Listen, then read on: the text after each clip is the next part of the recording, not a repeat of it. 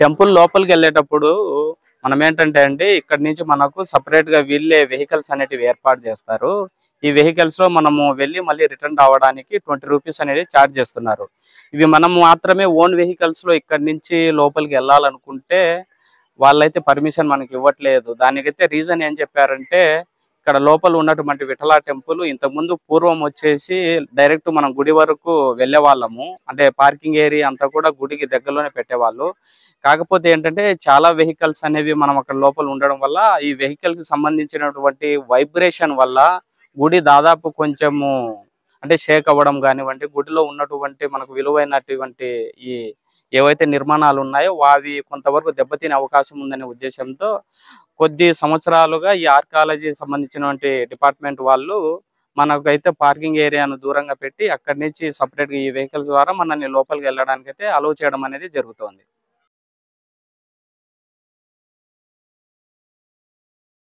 ఇంకో విషయం ఏంటంటే ఇక్కడ ముందర అప్పట్లో మనకు గుర్రాలు ఉండేటి అనమాట. అంటే ఇక్కడ ఎక్కడ కూడా వేరే దేశాల నుంచి వచ్చి పర్షియన్స్, మంగోలియన్స్, చైనీస్ ఇట్లా పెద్ద మార్కెట్ అనమాట ఇక్కడ. ఆ గుర్రాలు అవన్నీ ఉండేటి. దాంతో పాటు ఇక్కడ ముందర గుర్రాలు పెట్టి ఈ రథాన్ని ఇదంతా డిజైన్ చేసినారు అనమాట. బట్ ఏమైందంటే కాలక్రమేణా ఈ విజయనగర సామ్రాజ్యం కొంచెం డౌన్ ఫాల్ గా అయిన తర్వాత ఈ సుల్తాన్స్ వచ్చేసి ఆ గుర్రాలను డిస్ట్రాయ్ చేయడం జరిగింది.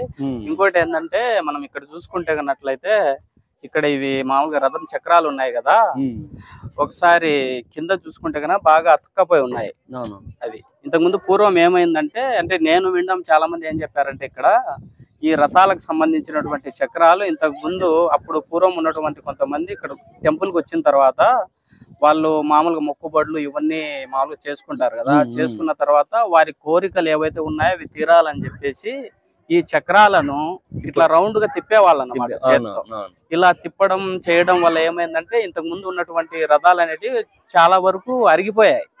సో దానికోసం వీళ్ళు ఆర్కియాలజీ వాళ్ళు ఏం చేశారంటే మనం ఇలాగే కంటిన్యూ కనుక అయినట్లయితే ఇవి దెబ్బతింటాయనే ఉద్దేశంతో వాటి యొక్క సైజుని ఇంకొంచెం కిందికి మామూలుగా అనేసి పూర్తిగా ఇంకా కదలకుండా తిరగకుండా స్ట్రక్ చేయడం అనేది చేశారు.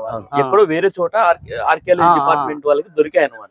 వాళ్ళు ఏం చేశారు, తీసుకొచ్చి యాజ్ ఇట్ ఈస్ గా ఈ రథానికి ఇట్లా సెట్ అవుతాయి అనే ఉద్దేశంతో ఇక్కడ సెట్ చేశారు.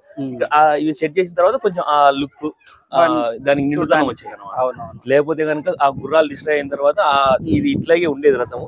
తర్వాత కొద్ది కాలక్రమేణా ఆర్కియాలజీ డిపార్ట్మెంట్ కి ఈ గుర్రాలు ఈ ఏనుగులు దొరకడంతో వాటిని ఇక్కడ సెట్ చేసి దీనికి రథానికి ఒక ఫుల్ఫిల్ తీసుకున్నాడు.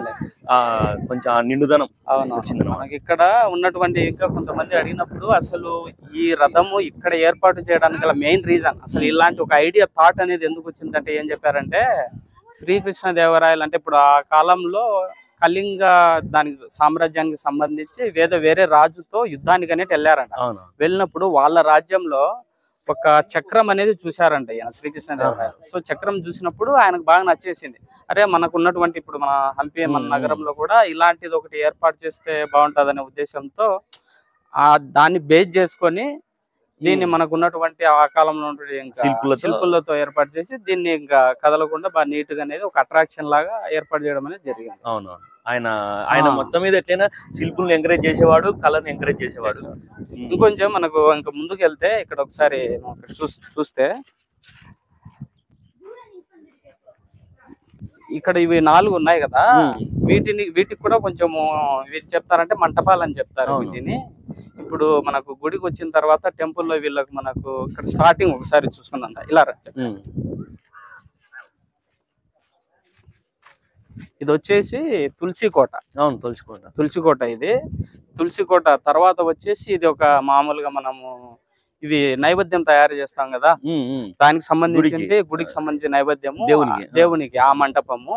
ఆ తర్వాత ఇది కూడా మామూలుగా ప్రసాద మంటపం అని దీన్ని చెప్తారు.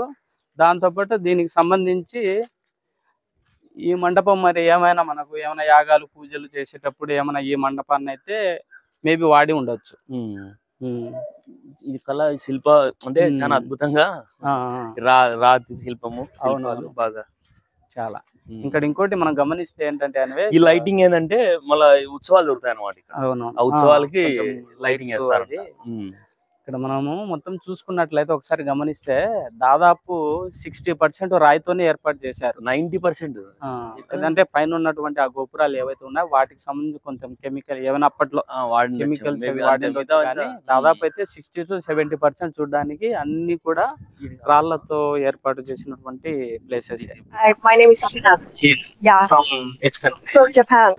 How does it feel to came here and some Indian people reacting to you? Oh yes, yes. What about their love and affection with other countries? Everyone is so welcoming us, I feel. Especially because 1 year ago I visited the north part of India, like Delhi, Agra, Jaipur. Yes, yes. And then these were very busy city places, but comparing to that, south of India is really peaceful. Everyone's super nice. So all Indians are not bad, madam. A lot of Indians are we are having people. Yes, exactly. I feel that. Famous the Goa. Hampi is a bit too dry, and really the heat of the sunlight is strong.